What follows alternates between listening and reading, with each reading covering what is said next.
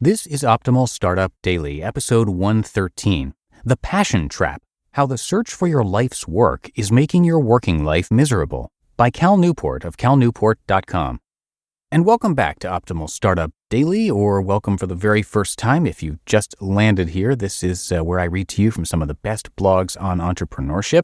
And if you are new here, you might not know that this is actually a podcast network. We've got 6 shows that cover everything from personal development to finance to health. And you can check all of our podcasts out by searching for Optimal Living Daily. And before we get to today's post from Cal Newport, I want to thank Gusto. I've shared what some small business owners have said about them in the past, but there's actually a lot more. Here are some real people. Tom S. says, Gusto has allowed my small company to offer big-time benefits without an HR department. And that's been true for us too, actually. Here at Optimal Living Daily, we feel like we have a full-time payroll and HR department that can offer benefits thanks to Gusto. Laura L. says, with Gusto, even my employees are impressed with how easy their new hire paperwork is. And that is also true for us. When we switched over to Gusto, I had to do the new hire paperwork, and yeah, it was a breeze. Super fast, easy, and I didn't need any additional instructions or help. And here's what Brian L. says. Gusto is super simple and easy to use. I've used multiple other payroll processes, and there's nothing like this out there. And the list goes on. Right now, our listeners get 3 months free when they go to gusto.com/OSD. Yep, 3 months of payroll, benefits admin, and more totally free. Again, that's gusto.com/OSD. gusto.com/OSD. All right, let's get right to today's post now as we optimize your life. The Passion Trap, How the Search for Your Life's Work is Making Your Working Life Miserable, by Cal Newport of calnewport.com. The Priest and the Parachute.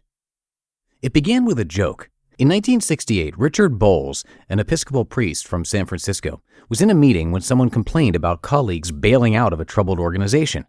To remind the group to return to this topic, Bowles jotted a clever phrase on the blackboard. What color is your parachute? The line got a laugh, but as Bowles recalls in a 1999 interview with Fast Company, I had no idea it would take on all this additional meaning. 2 years later, Bowles lost his job as a priest and was shuffled into an administrative position in the Episcopal Church, advising campus ministers, many of whom were also in danger of losing their jobs. Noticing a lack of good advice on the topic, Bowles self-published a 168-page guide to navigating career changes, which he handed out for free. Looking for a catchy title, he repurposed his Blackboard one-liner. The initial print run was 100 copies. The premise of Bowles' guide sounds self-evident to the modern ear. Figure out what you like to do, and then find a place that needs people like you. But in 1970, this concept was a radical notion. At the time, the idea of doing a lot of pen and paper exercises in order to take control of your own career was regarded as a dilettante's exercise, Bowles recalls. It was also, however, a period of extreme workplace transition as the post-war industrial economy crumbled before an ascendant knowledge work sector. Uncertain employees craved guidance, and Bowles' optimistic strategies resonated. The book that began with a 100-copy print run and a clever name has since become one of the best-selling titles of the century with over 6 million copies in print. This story is important because it emphasizes that one of the most universal and powerful ideas in modern society, that the key to workplace happiness is to follow your passion, has a surprisingly humble origin. What began as a quip jotted down on a blackboard grew into the core principle guiding our thinking about work. What color is my parachute, we now ask, confident that answering this question holds the answer to the good life. But when we recognize that this strategy is not self-evident, and in fact not even all that old, we can begin to question whether or not it's actually right. And when we do, it's dismaying what we find. The Passion Trap. Let's summarize Bowles' insight as follows. The key to a fulfilling career is to first figure out what you're passionate about, and then go find a job to match. For simplicity, I'll call this the passion hypothesis. We can think of the past 40 years, the post-parachutes era, as a vast experiment testing the validity of this hypothesis. The results of this experiment, unfortunately, are not pretty. The latest Conference Board survey of U.S. job satisfaction, released earlier this year, found only 45% of Americans are satisfied with their jobs. This number has been steadily decreasing from the mark of 61% recorded in 1987, the first year of the survey. As Lynn Franco, the director of the board's Consumer Research Center, notes, this is not just about a bad business cycle. Quote, through both economic boom and bust during the past 2 decades, our job satisfaction numbers have shown a consistent downward trend. End quote. Though many factors can account for workplace unhappiness, a major cause identified by the survey is that, quote, fewer workers consider their jobs to be interesting, end quote. Put another way, as we've placed more importance on the passion hypothesis, we've become less interested and therefore more unhappy with the work we have. I call this effect the passion trap, which I define as follows. The passion trap. The more emphasis you place on finding work you love, the more unhappy you become when you don't love every minute of the work you have. I argue that the passion trap is an important contributing factor to our steadily decreasing workplace satisfaction. So far, however, my evidence for this claim is circumstantial at best, and we need to dig deeper. The young and the anxious. If the passion trap is real, recent college graduates should be the most affected. At this young age, before the demands and stability of family, their careers are more likely to define their identity.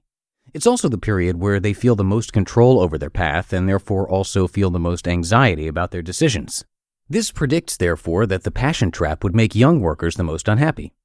Not surprisingly, this is exactly what the Conference Board survey finds.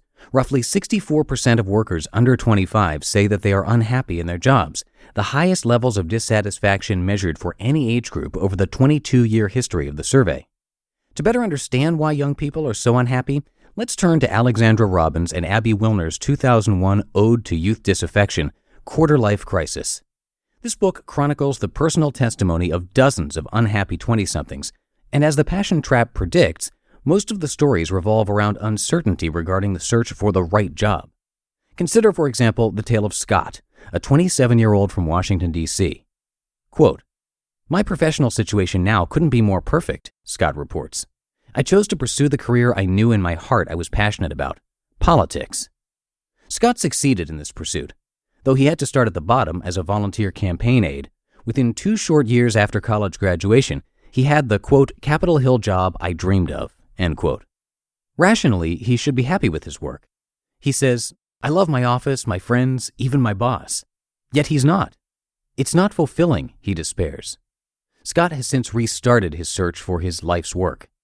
I've committed myself to exploring other options that interest me, Scott says, but I'm having a hard time actually thinking of a career that sounds appealing. The passion hypothesis was so ingrained into Scott's psyche that even his dream job, once obtained, couldn't live up to the fantasy. Unhappiness followed. Story after story in Quarter-Life Crisis follow this same script. I graduated from college wanting nothing more than the ultimate job for me, says Jill. Not surprisingly, she hasn't found it. I'm so lost about what I want to do, despairs 24-year-old Elaine, that I don't even realize what I'm sacrificing or compromising. And so on. The passion trap strikes again and again and again in these pages. This all points toward a troubling conclusion.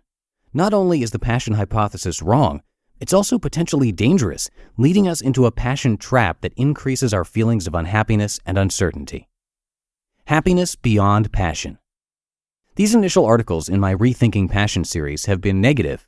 My goal was to tear down our assumptions about workplace happiness, because as long as we cling to the passion hypothesis, other factors will remain obscured in its high wattage glare. Soon, however, I'll be taking on the positive task of figuring out what does matter. I've written at length about the importance of ability and craftsmanship in developing passion for your work, but I also want to explore equally important and equally nuanced factors, such as authenticity. Why are we attracted to the stories of people living simply in beautiful surroundings? Autonomy. What's the importance of having control over when and how you work? And mission. How vital is a cause for transforming work into something meaningful?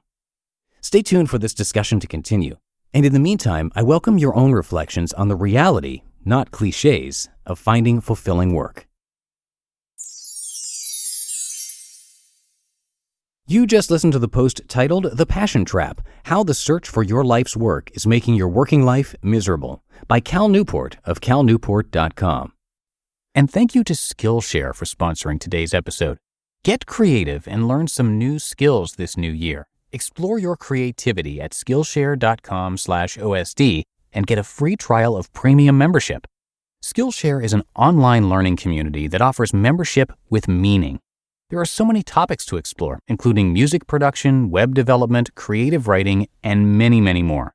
Fun fact about me, I love collecting fountain pens, got a whole bunch of them, and I always wondered how I can use them in other ways. And I stumbled upon this Skillshare class called A Comprehensive Guide to Hand Lettering, Creating Graphic and Script Styles. Hand lettering is a fascinating skill to learn, and it's especially great when adding a personal touch to a gift. I also can't believe how many resources I'm actually able to access with less than $10 a month through Skillshare's annual membership. So if you're an entrepreneur, this is perfect for you. There are so many different skills to apply directly to your business. So join me and explore your creativity at Skillshare.com/OSD and get a free trial of premium membership. That's 2 weeks free at Skillshare.com/OSD. And thank you to Cal, who, like yesterday's author, is super accomplished and a person that we narrate across a bunch of our shows. He's got a few really popular books. 2 you may have heard of are So Good They Can't Ignore You and Deep Work. Both of those are really highly reviewed. He completed his undergraduate studies at Dartmouth College back in 2004, got a Ph.D. from MIT in 2009 in computer science. He was a postdoctoral associate in the MIT Computer Science Department from 2009 to 2011. That same year, he joined Georgetown University as an assistant professor of computer science and was granted tenure in 2017. And again, he has multiple popular books that are definitely worth checking out, plus his blog, which is called Study Hacks. And last, you can check out his relatively new podcast, which is called Deep Questions. And you can find all of that at calnewport.com. But if I were you, I'd probably go check out his books first. And I think that's going to do it for today. I hope you have a happy Thursday if you're listening in real time. And thanks so much for being a subscriber. It really helps us build our numbers and keep this show going and growing. And I will see you back here tomorrow in the Friday show, where your optimal life awaits.